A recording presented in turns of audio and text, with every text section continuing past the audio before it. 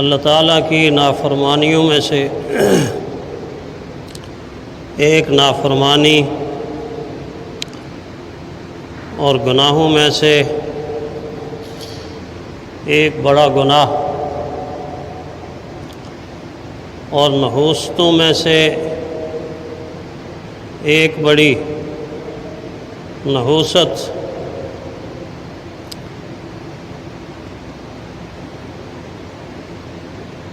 وہ تکبر ہے، انانیت ہے، انسان کو اپنے آپ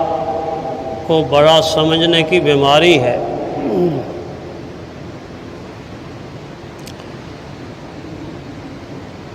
اس بیماری کا آغاز، اس کی ابتدا اگرچہ شیطان کی طرف سے ہوئی ہے، لیکن پھر شیطان نے یہ بیماری، یہ گناہ اتنا عام کر دیا ہے، اتنا پھیلا دیا ہے کہ ہر زمانے میں معاشرے میں کثرت کے ساتھ اللہ تعالیٰ کی مخلوق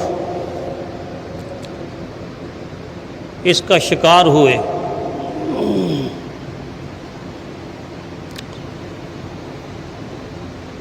تکبر کا لفظ اصل میں کاف، با اور را کا مادہ ہے اس کا، اور یہ مادہ قرآن حکیم میں مختلف صیغوں کے ساتھ 88 مرتبہ ذکر ہوا ہے، اور 88 مرتبہ ذکر کے ساتھ ساتھ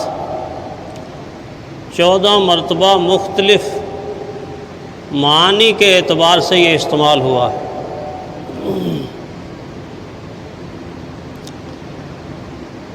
یہ ایک ایسا لفظ ہے کہ اگر اس لفظ کی نسبت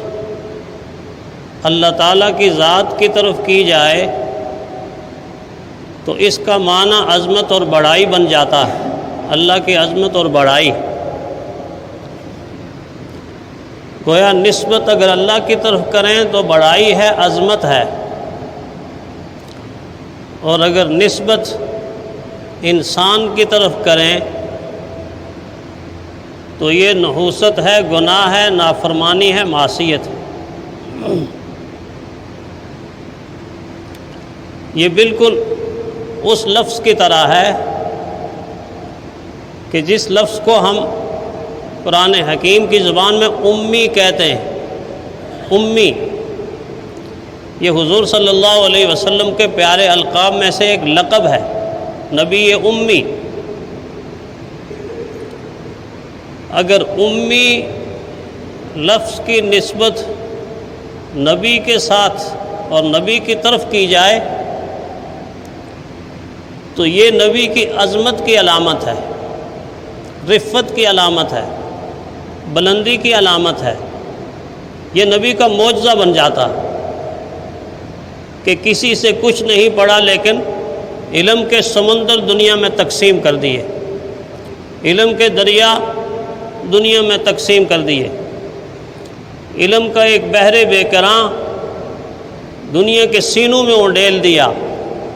لیکن براہ راست کسی انسان سے بیٹھ کر لکھنا پڑھنا نہیں سیکھا، اللہ تعالیٰ نے سکھا دیا،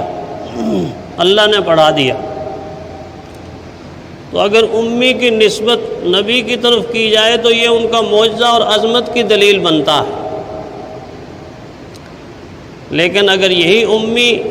کا لفظ کسی عام آدمی کی طرف منسوب کر دیا جائے، نسبت کر دی جائے، تو یہ اس کے عیب کو ظاہر کرتا ہے کہ یہ آدمی پڑھا لکھا نہیں ہے، ان پڑھ آدمی۔ تو جس طرح تکبر کی نسبت اللہ کی ذات کی طرف کی جائے تو اللہ جل شانہ خود اس کا تعارف کرواتے ہیں، مؤمن المہیمن العزیز الجبار المتکبر، متکبر اپنے ناموں کے ساتھ فرمایا اللہ بڑائی والے، اللہ عظمت والے۔ لیکن کسی انسان کے سینے میں جب آئے گا تو سب کچھ تباہ کر جائے گا، برباد کر جائے گا۔ انسان بنیادی طور پر کمزور بھی ہے، ضعیف بھی ہے، اللہ کی ذات کے سامنے حقیر بھی ہے، محتاج بھی۔ یہ اتنا کمزور ہے کہ اس کی ابتدا بھی کمزور اور اس کی انتہا بھی کمزور، اس کا آغاز بھی کمزور، اس کا انجام بھی کمزور۔ اللہ جل شانہ نے اس کمزوری کو بڑے عجیب انداز میں بیان فرمایا، هو الذی خلقکم من ضعف، اللہ وہ ذات ہے کہ جس نے تمہیں کمزوری کی حالت میں پیدا کیا۔ کتنی کمزوری کہ جب پیدا ہوا تو ایڑی سے لے کے چوٹی تک کے بدن کا کوئی حصہ بھی مکمل طور پر کام نہیں کر رہا، نہ ہاتھوں سے پکڑ سکتا ہے، نہ پاؤں سے چل سکتا ہے، نہ ٹانگوں پہ کھڑا ہو سکتا ہے، نہ یہ اپنی کروٹ بدل سکتا ہے، نہ یہ خود کھا سکتا ہے، نہ پی سکتا ہے، نہ پہن سکتا ہے، نہ اٹھ سکتا ہے، نہ بیٹھ سکتا ہے، نہ دوڑ سکتا ہے، نہ چل سکتا ہے۔ زندہ تو ہے مگر زندہ ہونے کے باوجود کوئی بھی کام اپنی مرضی اپنی خواہش سے نہیں کر سکتا۔ ہاں اتنا کام کر سکتا ہے کہ رو سکتا ہے، جب بھوک لگتی ہے تو رونا شروع کر دیتا ہے، پھر والدہ کو پتہ چلتا ہے اس کو بھوک لگ گئی ہے، وہ اس کو فیڈ کرتی ہے، وہ اس کو غذا مہیا کرتی، تو سوائے رونے کے اس کے پاس ہے کیا ہے؟ کچھ بھی نہیں ہے۔ اتنا کمزور کہ جاندار چیزوں میں سب سے زیادہ کمزور انسان کے بچے کو کہا جاتا ہے، اس سے زیادہ کمزور کوئی نہیں ہوتا۔ اس کمزوری کے بعد اللہ کہتے ہیں والذی خلقکم من ضعف ثم جعل من بعد ضعف قوة، پھر اس کمزوری کے بعد کچھ تھوڑی سی طاقت آ گئی، تھوڑی سی جان آ گئی، اور اس جان اور اس قوت اور اس طاقت کے آنے کے بعد اب یہ آہستہ آہستہ چلنا شروع کر دیتا ہے، دوڑنا بھاگنا شروع کر دیتا ہے۔ اللہ تعالیٰ کو معلوم تھا کہ اب دوڑے گا، بھاگے گا، اٹھے گا، کھائے گا، پیے گا، پہنے گا، آئے گا، جائے گا، تو شیطان اس کے دل کے اندر ایک بات پیدا کرے گا کہ تو بہت بڑی شے ہے، اور شیطان پیدا کرتا ہے۔ بعض دفعہ جوانی کے عالم میں انسان